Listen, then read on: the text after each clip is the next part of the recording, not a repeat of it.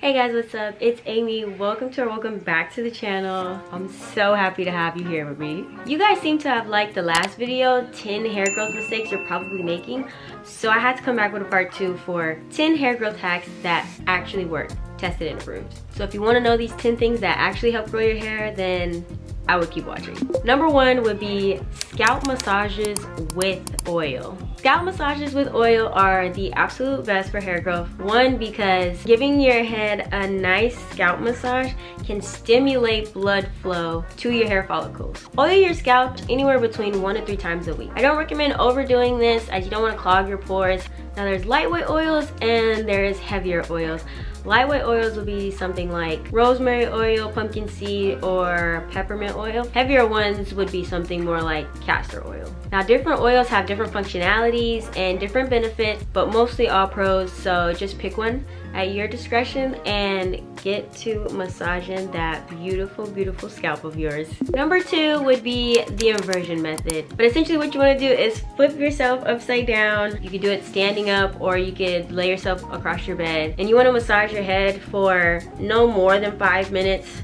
This is going to do the same thing that number 1 does, which just stimulates that blood flow and get it circulating all through your follicles to help stimulate hair growth. However, I kind of feel like if you're already doing number 1, number 2 is just being extra. Does it work? Yes. Do I have time for it? No. Do you have time for it? That's for you to decide. Number 3 would be microneedling or dermarolling. Let me tell you, baby, I got my dermaroller in my Amazon cart as we speak, okay? Studies show that dermarolling with a needle that's 0.5 to 1 millimeter long helps stimulate collagen, encourage follicle activity, and enhances product absorption. Essentially what this is taking a roller with tiny needles in it and rolling it across your scalp or areas that you want to see more hair growth and giving it a little massage, maybe adding a little oil, and then it's just gonna do its thing. The needles penetrate through different levels of your skin. If you feel like just oiling your scalp is not working, I would recommend trying this because you're actually penetrating your skin to really activate what's going on underneath there. I actually am going to try a derma roller on my eyebrows to see if I can get those a little more fuller like they once were when I was a kid. Wish me luck on that. Number 4 is protein and moisture balance.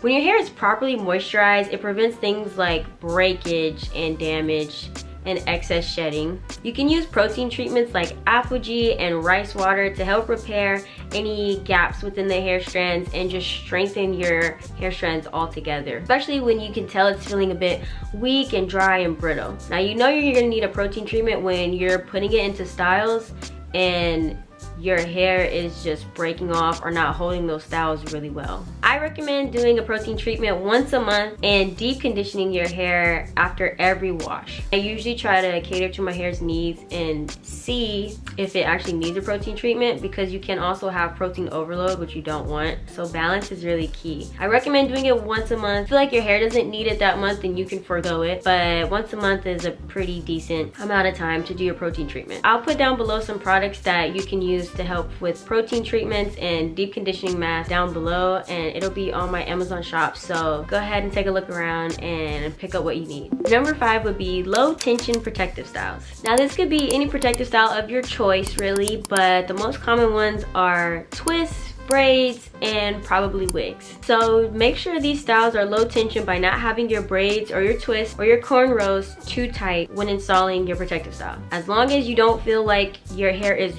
gripping at your soul. And essentially protective styles are just supposed to protect the ends of your hair and reduce the amount of times you manipulate your hair throughout the duration of that style. Just make sure you don't leave them in too long. So the longest I leave protective styling is for 3 months at a time. If you're not used to doing things that way, you might think that is way too long. But I do have a video on my protective style routine, which you can check out, I think, over here. And it goes into me explaining what my routine looks like with long-term protective styling. I call it long-term protective styling because it's longer than a month, but it's never longer than 3 months. Now during my 3-month protective styling, I always wash my hair once a month in between months while my hair is still in that style. And then I'll just redo the front and the back sections of that style so it can look presentable in public and still fresh with a clean scalp, of course, but I don't have to redo the whole thing. And at the end of those 3 months, I take down the entire style, give my hair a good wash. I might leave it alone for a week just in its natural state, and then I'll go back in and put another protective style in and wear that for another 3 months.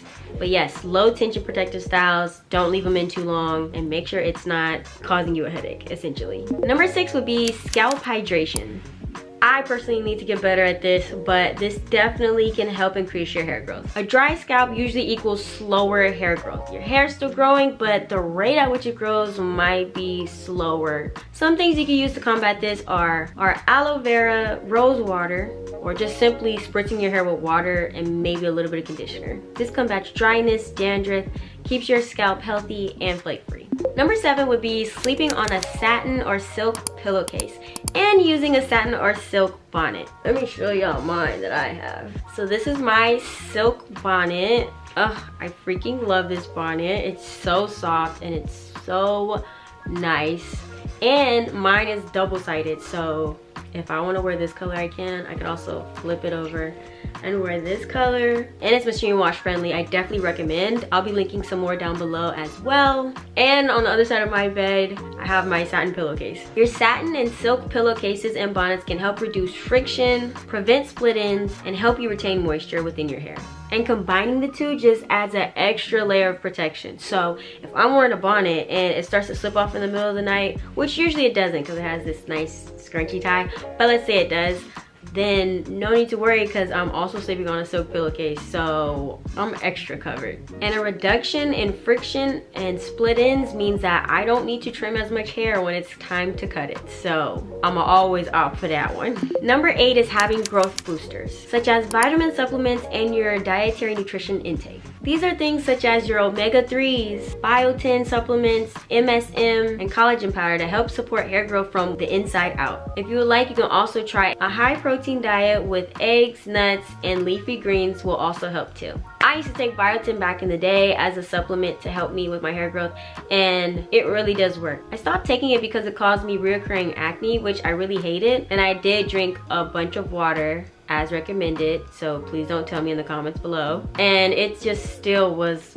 coming and coming, so I just got so over it essentially that I was like, you know what, my hair's gonna grow anyway. It does help speed up the process for sure, but if I can just be patient and wait it out, like, I'll get to the finish line eventually. But I just did what worked for me. If biotin or any other supplements don't cause you to have really bad acne, then I definitely recommend you take supplements. Number 9 is gently detangling using the right tools. I said on the first one that I don't recommend using a comb because it can stunt your hair growth by taking out too much excess hair. But if you do still insist on using a comb or a detangling brush for detangling your curls, and you do not want to finger detangle, then I recommend at least using correct tools such as a wide tooth comb for detangling your hair on wet hair with conditioner. Detangling your hair in this way is going to prevent breakage and help you retain as much length as possible. Again, that is if you insist on using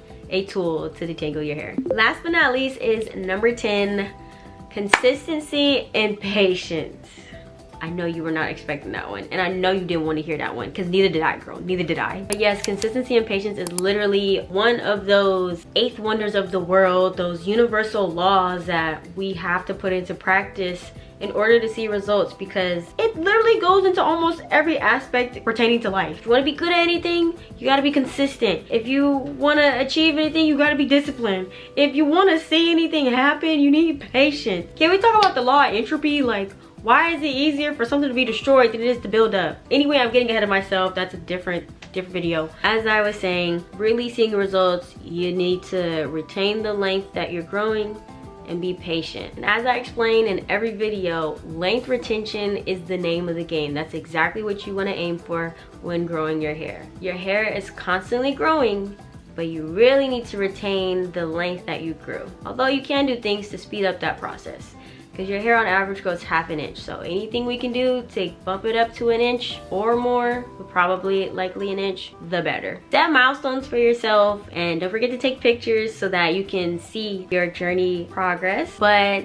don't stress it, it's gonna come, it's gonna happen. I just know it. So if you do these 10 things, it'll definitely help you out on your hair growth journey. Let me know in the comments down below your hair growth goals, whether that be healthy hair, long hair, how long do you want it, etc, etc. I would love to know. As always, thanks so much guys for watching. If you did like it, give the video a thumbs up and subscribe to the channel. Hit the bell notification to be notified every time I upload a new video. And as always, I'll see you guys in my next video really soon. Bye!